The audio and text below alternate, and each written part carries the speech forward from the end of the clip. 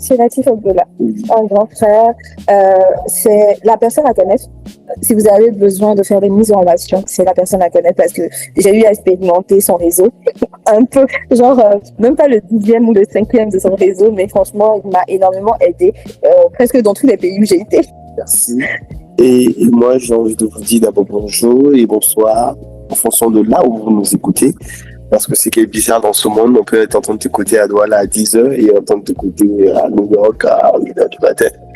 Ou en Chine, Effectivement. ainsi de suite. Cette capsule-là, c'est aussi une manière pour moi de pouvoir montrer des différents profils. Je pense que j'ai commencé avec mon ONG, je faisais ça, j'invitais des gens qui venaient parler aux enfants et qui venaient leur dire ce qu'ils faisaient pour que les enfants puissent voir la palette d'opportunités, de possibilités qu'ils ont pour leur avenir. Donc, on commence.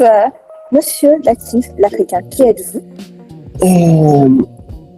Abdullah Latif Jean-Remy, comme sur le nom ou le pseudo Latif l'Africain.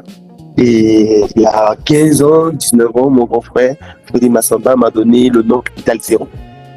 Pourquoi Capital Zéro? Capital Zéro parce que de 2008 à 2021, chaque semaine, je suis dans une capitale africaine. Ok. Chaque semaine. Africaine, européenne, asiatique, mondiale. Et maintenant, pour entrer dans le vif du sujet, Latif était un passionné de la culture. J'ai choisi de faire de ma vie une vie artistique et culturelle. Et ça fait 19 ans que je suis dans la culture. Et ça fait 15 ans que je vis de la culture. 15 ans, je vis de la culture. Et comment on fait pour vivre de la culture? de la culture, c'est possible parce que la première, il faut d'abord être passionné. D'abord passionné, choisir la discipline artistique qui t'intéresse. Et la deuxième, se former. Et moi, ce que j'ai fait, c'est que j'ai consacré 8 ans de ma vie pour faire des formations artistiques et culturelles. Mais quelle formation? Et la première, j'ai fait la stratégie marketing, communication, en culture, et qui m'a permis après d'être responsable de com du festival et ensuite d'être attaché de presse de l'Institut français du Gabon. Mais en attendant, avant d'être attaché de presse au Festival Gabon, non, avant d'être responsable com au Festival Gabon, j'ai commencé en 2006 en tant que bénévole. C'est parce que je me suis formé qu'en 2008, d'abord bénévole, et ensuite 2007, chef des bénévoles. 2008, quand je fais ma formation, je deviens assistant de la com, de la directrice de com. 2009, je deviens responsable com. Tu vois, et après, quand je termine ce challenge-là, et je suis parti, j'ai eu la chance de travailler avec les professionnels, parmi lesquels Luc Maïtoukou, Senkri, qui venaient au Gabon pour le Festival Gabon, et ils étaient régisseurs généraux du festival. Et ils m'ont expliqué ce métier, et j'ai senti la valeur, la méthode, l'outil, et je me suis dit qu'il fallait aller me former. Et je voulais... C'est vrai que le métier de régisseur, désolé, je parlais tout à l'heure avec Dauphin, il disait c'est un métier assez vaste aussi. Magnifique, ouais, c'est le meilleur métier au monde. C'est le meilleur métier parce que avec le métier de régisseur général, ça te permet d'avoir la diplomatie, la gestion des équipes, la discipline, l'adaptation, anticiper, prévenir et surtout la sécurité. Et le régisseur général, c'est le bâtisseur de l'éphémère. Tu as vu cette zone-là? Quand tu dis il y a un événement, c'est nous qui devons concevoir. Et voilà, c'est ce qui s'est passé au Domafu. Tu as vu comment l'espace est habillé, décoré, ça. C'est vrai qu'eux, ils ont beaucoup de créatifs, mais il y a aussi le travail du régisseur. En fait, on les appelle les bâtisseurs de l'éphémère. Et cette formation pour la régie générale, j'étais censé aller en France à l'ISTS d'avion. Et ça me coûtait à cette époque près de 10 000 euros. Ah ouais? Et je n'ai pas d'argent, et en étant d'un pays qui s'appelle le Gabon, on sait tous que c'est un pays riche. Mais malheureusement, oui, j'ai mon frère No. Mon frère No, le slammer, qui dit le Gabon, c'est un pays où coule le lait et le miel. Et que si tu as bien travaillé, on te donne 2 milliards. Qu'est-ce qui se passe? N'ayant pas cet argent, et que les gens ne comprenaient pas à cette époque la culture et l'envie de faire, je découvre quelques années après que la même formation venait au Sénégal, me coûtait à peine 2 000 euros. Ok. Et je dis là, j'ai fait le tour des administrations, des parents, des amis, ils m'ont traité de fou, de malade. Et j'ai pris la voiture de Libreville jusqu'à Dakar en voiture. Quand j'arrivais dans une capitale, je restais pendant une semaine, je faisais les tours des médias. Pour faire ma passion, partager les musiques, récupérer les musiques. Tu vois, en fait, j'étais en aventure sans se rendre compte que j'étais en aventure. C'était un vrai repris en vérité.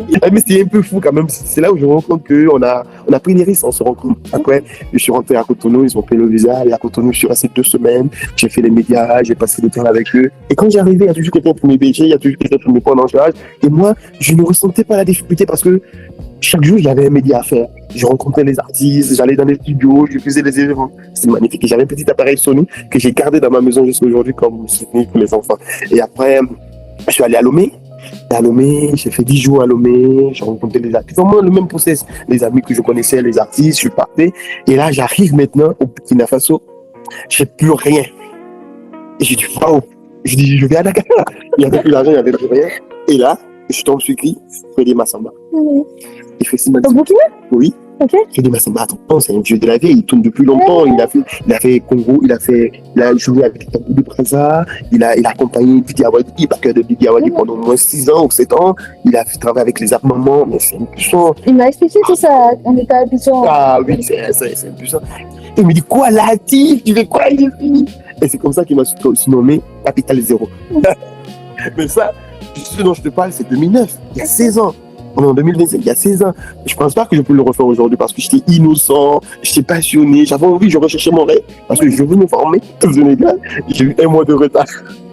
Oui, après, je vais t'arrêter. Voilà, et ils ont assisté à mon arrivée.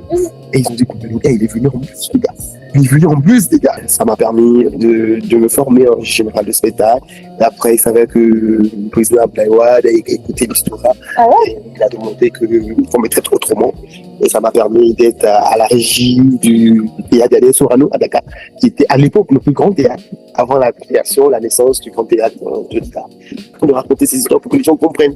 Que c'est pas facile, ça peut être. Si quelqu'un m'appelle et que je dis oui, le consulting Latif vaut 5 000 €, sache que je suis un mérite. C'est ça qui m'a permis d'avoir une base de données. Parce qu'à chaque fois que je traversais ces pays, c'est des gens que je rencontre et qu'on tissait les liens et on a grandi ensemble. Ouais, j'avoue, hein, parce que moi, j'arrive dans un pays, je demande, mais je suis arrivée dans ce pays, je connais personne. On me dit, tu connais Latif, donc tu connais tout le monde, tu es chez toi partout. Tu vois, et après maintenant, pour la 3e formation, je suis allé au Burkina Faso pour faire l'administration culturelle et la gestion des compagnies du danse. Chez Salia, c'était un projet financé par l'Union européenne avec le Sénégal, Jamel Lakoumi et le Kenya Studio Garage. Et ma 4e formation, je suis parti en France, à Aix-en-Provence, à Massa.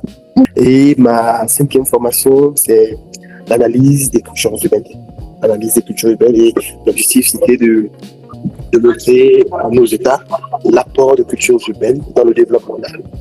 On est à 5 Africains qui avons cette formation. Mais après tout ça, et la dernière formation, c'est la gestion des structures culturelles. La gestion des structures culturelles. Ça sent gros, ça. Qu'est-ce qu'on appelle structure culturelle à la fin de la journée? C'est des organismes? Il y a l'organisme, il y a l'entreprise culturelle, il y a le théâtre, il y a les centres culturels, il y a les lieux d'exposition, comment tu les gères, comment tu les dynamises, comment tu les rends rentables, comment tu crées de l'impact, comment un lieu qui n'a à la base que les gens négligent, tu en fais un lieu de vie et qui apporte l'économie culturelle. Et donc, avec toutes ces espérances, dans la foulée, en 2012, j'ai monté le festival Plateau Jeune Création parce que j'ai constaté qu'il manquait au Gabon et en Afrique une scène aléatoire. C'est quoi la scène aléatoire? À la base, dans la culture, il y a 2 étapes, les amateurs et les professionnels. Tu vois? Mais il n'y avait pas une scène au milieu qui est en mode d'escalier pour permettre aux gens d'avancer. Et donc, du coup, j'ai monté Plateau Jeune Création qui était la scène qui permettait des amateurs d'être sur le cheminement de la professionnalisation.